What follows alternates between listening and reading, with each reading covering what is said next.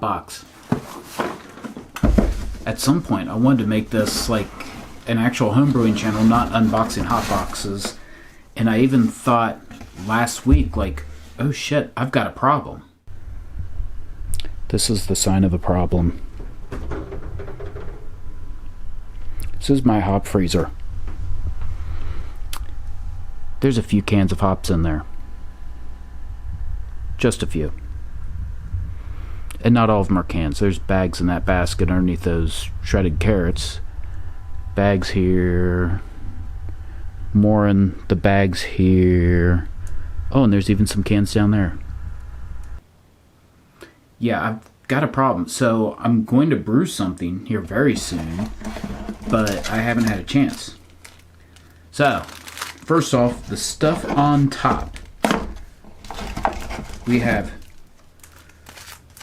a sticker, which you can't see. It actually does have an emblem. It'll show the background, which those are really cool. A magnet. Those actually come in handy because I've got a whiteboard right over there and occasionally use magnets on it. Caps, always useful. Tape, which is currently stuck to my fingers. Hold on one second. There we go. Let's see. Another sticker. Nice looking sticker. Coaster. Which, yes, the best beer sits here. Which is normally the beer I brew. So, cheat sheet. Let's move on to the fun stuff, the hops. So, first hop I'm pulling out. Brew 1 Lupo Max. And my camera's even cooperating today. This is awesome. 2022 crop year, 20% alpha acid, strong. This is Lupo Max, so it's they do some things to like reduce all the hop matter, which is really cool. Another Lupo Max one, Amarillo. Amarillo is a wonderful hop. I've used it quite a bit. This one's 2022, 14% alpha acid from the United States. Both of these are from the United States. In fact, I think, okay, not all of them are from the United States. Thank God for the cheat sheet. It tells me that stuff. Cashmere Lupo Max. So, another 2022 crop year, 13.5 alpha acid. Let's see. Columbus. Nice, wonderful West Coast hop. 2022 crop year, 20.5 alpha acid. So, a lot of strong ones. And I mean, just those top four, they're all like fruity, tropical fruit, sometimes pine. Cashmere and Columbus can get into the pine realms a little bit. But definitely, I mean, Columbus I actually use quite a bit just because I grow it out back. So every time I do like a fresh hop IPA, it's got Columbus in it because Columbus in my backyard comes in like gangbangers. Columbus and Chinook both come in really well. Interestingly, Cascade does not come in my backyard very well. And I know people like up in Columbus, 90 minutes north of here, that it comes in like gangbusters there. And then I also have a Centennial Vine. It doesn't come in at all, but that's apparently par for the course. So, those are those four all Lupo Max hops, which are wonderful. Those are ones that you don't need to use as much because they've pulled out a lot of that plant material. Really nice for if you need a lot of potential. Lots of oils in those. So of the non-Lupo Max, we have Azaka. So this one is 2022 crop year, 12.2 alpha acid, very fruity, mango, papaya, pineapple, and citrus. We're gonna hold on that one. Meridian. I have never heard of this hop. So this is from their friends at Indie Hops. 2022 crop year, 5.6 alpha acid.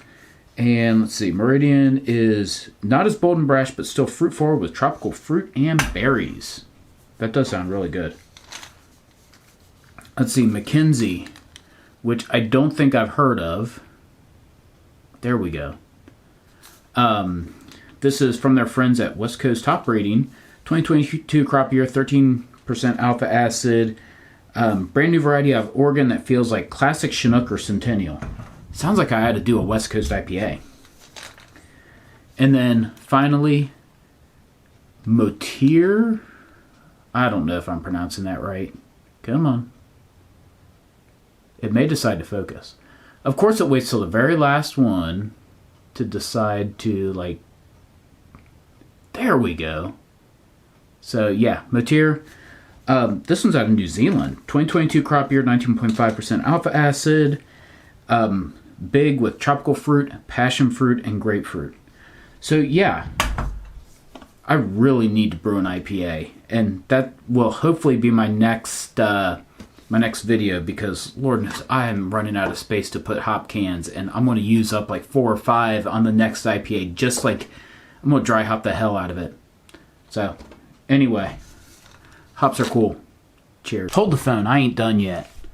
So, I got to thinking during a staff meeting, don't tell work, that maybe I should have a little bit of a plan to kind of knock down the number of hops that I have.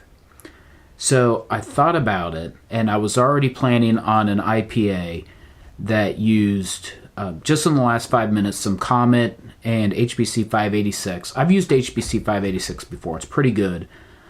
Comet has some nice sounding properties from the description. And then dry hopping it with 2 ounces each of Idaho Gem and Motueka, which are pretty wonderful hops. And I thought, I could take that forward a little bit and maybe do another one with Enigma and Eclipse in the last 5 minutes, and Motir and Rakow as a dry hop. And then even push it one step further, that Amarillo Lupomax I was just talking about, and the Columbus Lupomax I was just talking about. Just maybe throw Amarillo in for the last 5 minutes. I may flip that. Maybe Columbus for the last 5 minutes, and Amarillo's the dry hop. And then I have a bottle of blood orange flavoring that I got from HomebrewCon, and I might use a little bit of that in it. That might go pretty well with it. And then just using pretty much the same base recipe, which really this hasn't changed a whole lot. The amounts adjust a little bit, but I think I came out with 14 pounds of Pilsner malt. I use a South Fork Pilsner that's from, I think, Cynthiana, Kentucky. Kind of local to where I'm at. It smells really good, very bready, particularly for a Pilsner malt. A pound of Munich 2, which will give it a little bit of like a breadiness. And I'm kind of hoping maybe with so much Pilsner and just that little bit of breadiness, it comes over with a pretty decent malt profile. IPAs shouldn't be entirely malt-free. There should be some malt flavors. And if you ever try like the NA IPAs and compare it to a real IPA, you start noticing that malt flavor, because it's pretty fucking important. It's not the feature of the beer, but it's really important. And then half pound of Carapils. Almost all my beers get a half a pound of Carapils. Aids in head retention. It probably has a few other great properties too. And then bitter malt with like 1.5 ounces of Magnum. I'm going to try this once and see what happens before adjusting that like core recipe. But there might be like a series of IPAs coming out. So, alright, now I'm done with this video. Cheers.